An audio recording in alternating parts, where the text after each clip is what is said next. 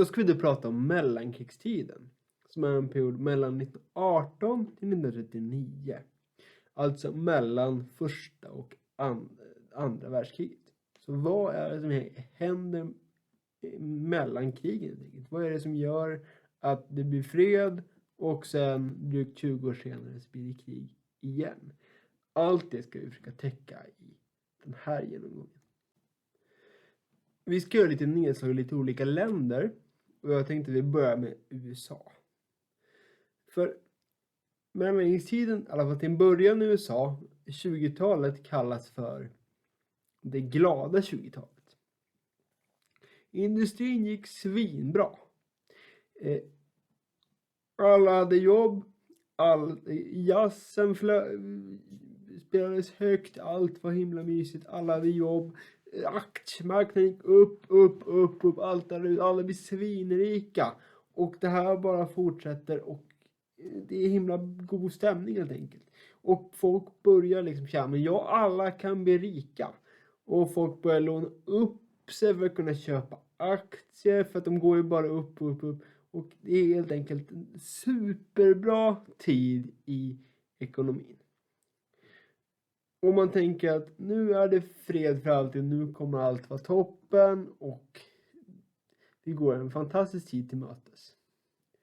Men detta följs av den stora kraschen. För under 1929 så började företagen tillverka mer än vad de kan sälja. Vilket betyder att när det går dåligt för företagen så börjar folk att paniksälja sina aktier. Så folk har alltså investerat jättemycket pengar i de här företagen som börjar gå allt sämre. Och de här jättehöga aktiekurserna börjar bara tokrasa. Och när de här företagen börjar gå dåligt och alla pengar bara försvinner, så blir ju folk naturligtvis avskedade. För det finns ju inget mer jobb, det finns inget att producera. Så att under depressionen var så många som 25% av alla i USA blir arbetslösa. Det blir vad man kallar för en ekonomisk depression, när väldigt, väldigt få människor har jobb och det produceras väldigt, väldigt lite. Och det vi ser på bilden här uppe, längst ner är ju en man då som har en väldigt fin bil och som nu har förlorat alla sina pengar i aktiemarknaden och behöver sälja den här bilen för, jag tror det är en ganska liten summa för att få tag i pengar. För just nu finns ju ingen som kan köpa då. Så den här tidsperioden kallas då för den stora kraschen. Och det leder till en depression. Och under den här perioden så är ju USA den stora motorn i världsekonomin. Så om USA börjar gå dåligt så börjar resten av världen också gå dåligt. Eftersom USA producerar så pass mycket av det som konsumeras i världen. Att går USA dåligt går allt annat dåligt också. Då steger en man som heter Franklin Delano Roosevelt. Det har man på bilden högst upp där. Han blir USAs president och han ska då försöka ordna upp det här. Och det han gör är då att han presenterar ett politiskt program som han kallar för The New Deal. En ny giv helt enkelt. Och det han då gör är att staten går in och tar mer kontroll över banker. Och arbetslösa får bidrag. Så att de har pengar att köpa saker för. Och man börjar bygga infrastruktur som vägar och sånt där. Och ni som har läst samhällsekonomi vet ju då att om man ger folk bidrag, om man börjar bygga infrastruktur, får de pengar och det höjs i efterfrågan. Och långsamt då så börjar USA att klättra ur den här depressionen. Men det här tar ju såklart lite tid och det sprids över hela världen. Så det här är ju inte bara i USA som det här påverkar. Och det kommer få en jättestor påverkan på Tyskland. Och det är viktigt att ha i åtanke. Och Franklin Delano Roosevelt som är president kommer också sitta nästan hela andra världskriget också. Så vi kommer träffa på honom när vi pratar om andra världskriget också.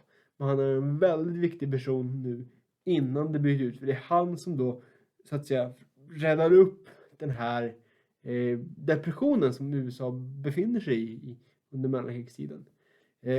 Och vi kommer återkomma till den när vi pratar om Tyskland sen. Ett annat land som situationen är lite ändrad från första världskriget är ju Sovjetunionen. För Lenin har gått och dött och Stalin har tagit över. Och Sovjet var ju då kommunistiskt, vilket betyder att allt skulle ägas gemensamt av en stor stat. Man skulle inte ha en demokrati, utan Sovjet är en diktatur som styrs av Josef Stalin. Och här är ju då tanken då att man har 5-årsplaner där man helt enkelt producerar saker istället för att man har kapitalism som man har i USA, som är ett kommunism där allting produceras gemensamt och man har inte den här demokratin som man har i USA. Och Stalin är ju känd för att vara en ganska hemsk person, men också en oerhört paranoid person. Han är väldigt nervös över att någon ska försöka ta makten ifrån honom eller att någon på något vis försöker göra honom illa. Så därför så rensar han ut sina politiska motståndare.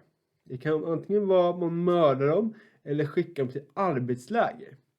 Och ett sånt arbetsläger var då Gulag. Det var ett straffarbetsläger dit Stalin skickar folk som han helt enkelt vill bli av med. Och där så arbetar man, det är ju då i Sibirien, det är oerhört kallt och väldigt hårda förhållanden. Och där så arbetar man helt enkelt i de här lägren. Och man får kanske 10-20 år i de här arbetslägren. Och det är ju inte alls ovanligt att folk dör när de är i de här lägren. Sovjetunionen är väldigt isolerat från resten av världen. Som påverkas inte jättemycket av den här depressionen vi har i USA. För de handlar inte så mycket med resten av världen. Det är ett ganska slutet system där. Och ekonomin under Stalin börjar faktiskt bli bättre än vad det kanske var under tidigare perioder. Jag tänker under tsartiden och sådär när det var ekonomisk kris i landet. Men att leva under Stalin var på många sätt väldigt hemskt. Vi ska inte alls glorifiera den här ledaren på något vis. Det är ju en massmördare, Stalin. Det måste vi ha i åtanke.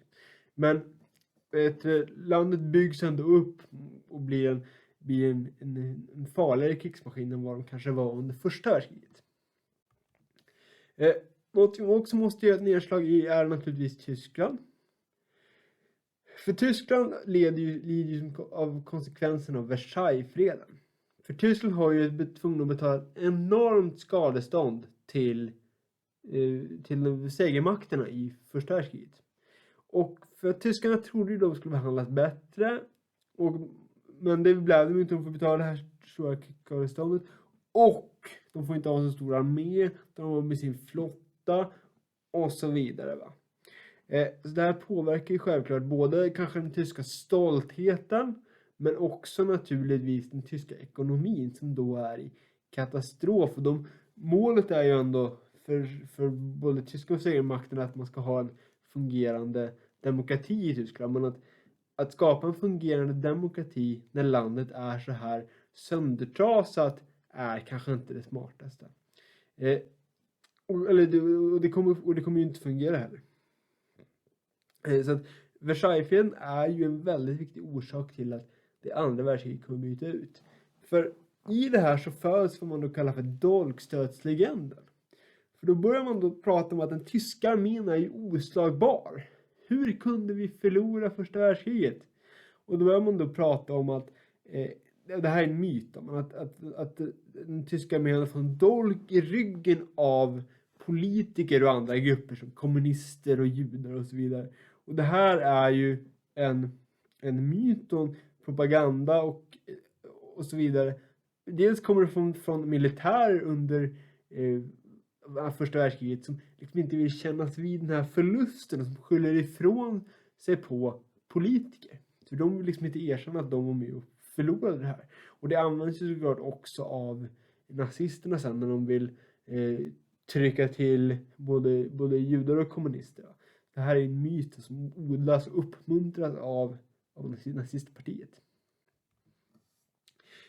För att hantera den här oerhört svåra ekonomiska situationen så skapar vad man kallar hyperinflation. För inflation betyder ju att pengars värde minskar. Och vi har lite inflation varje år, så lite inflation är ingen fara. Men om det blir för mycket, det är då vi får allvarliga problem. Och det är det man får i Tyskland, så vi får hyperinflation. Så för att betala av de här skulderna man har från Versailles-affären, så trycker man väldigt mycket pengar väldigt fort. Och det betyder också att pengars värde minskar väldigt, väldigt fort. Och det innebär ju då att om pengarna man har minskar i värde, och nu pratar vi extremt mycket minskar de i värde, så ser man ju sina besparingar bara försvinna iväg. Och så har du sparat exempelvis för att köpa ett hus, så kanske du helt plötsligt inte kan köpa en bit bröd för de här pengarna. Och det vi ser på bilden här, det är ju faktiskt en kvinna som eldar upp pengar. Hon gör det för att det är billigare att elda upp pengarna än vad det är att köpa ved. Så hon får alltså mer brännbart material av pengarna som hon har i den högen än om hon hade spatserat ner till vedförsäljaren och köpt ved för pengarna. Så det här är ju en ekonomisk katastrof för det tyska folket. Och det tyska folket börjar liksom leta efter någon som kan lösa det här. Vilket för oss då in på nazistpartiet.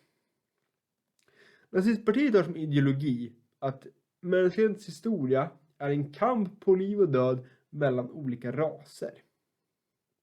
Och Tyskland borde då tillhöra den ariska rasen, som man då ser som överlägsen, och den gruppen som ska vinna den här kampen mot andra raser. Och man brukar ta den ariska rasen, så de gillade ju då folk som var blonda och blåögda, de sista partierna, kan man ungefär säga. Det var det som ideal, det man ser på alla propagandaaffischer och sådär. Och nazistpartiet ser då judarna som det största hotet. Och de vill ha tillbaka också. Så det är judarna som man ser är en orsak, tycker de då, till att Tyskland är så illa ute som de är. Och de säger också att de vill ha tillbaka tyska områden som de har givit upp tidigare då, för att de egentligen borde göra i Tyskland. Och idag så vet vi att hela den här tanken om att det finns vissa raser som är bättre än andra, att det finns ju liksom ingen vetenskap bakom det, utan det är ju rena galenskaper. Men det här är en ideologi som verkligen blommar ut under 30- och 40-talet liksom.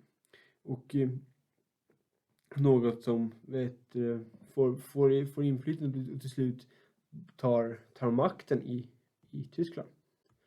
För Hitler då pratar ju då om att det är tidigare politikers fel och så vidare och så vidare.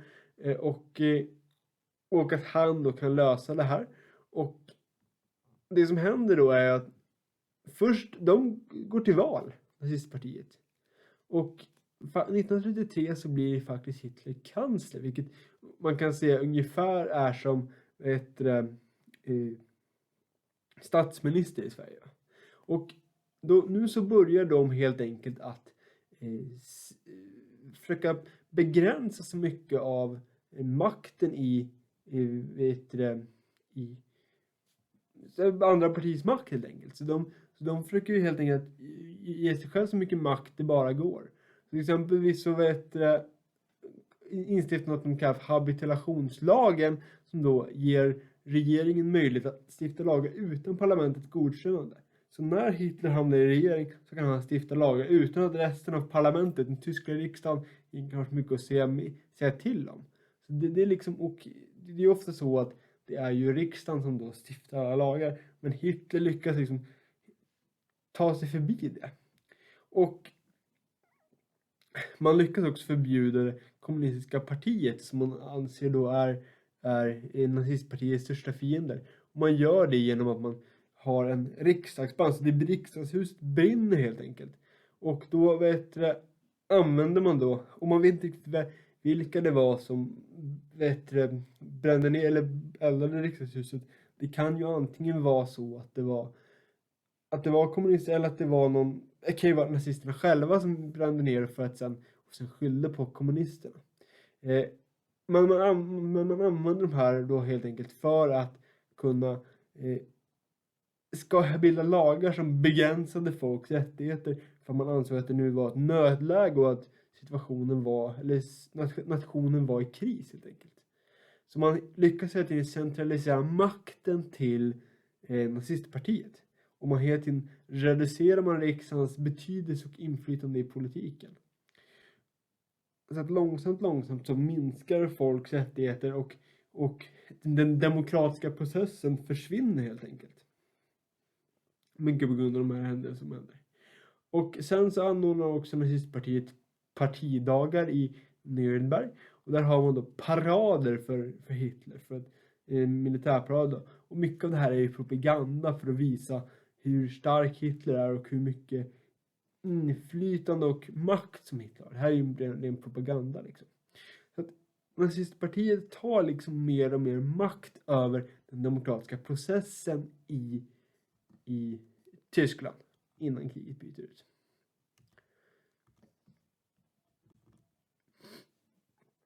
Avslutningsvis då måste vi prata om Neville Chamberlain.